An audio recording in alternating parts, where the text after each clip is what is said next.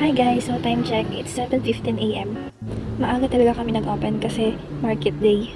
Medyo marami kasing dumadaan dito sa street namin kapag market day para kahit pa paano makita nila na nagbebenta kami dito.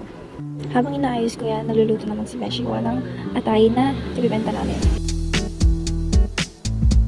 So habang nagluluto siya dyan, ako na lang is naghihiwan na ako ng mga kailangan para sa gagawin kong sauce ng fishball and kikiam. Hindi naman ako marunong talaga magluto ng mga ganito-ganito. Pero syempre, happy pa rin ako kasi natutunan ko siya kahit paunti-unti. Napanood ko lang pala to sa FB.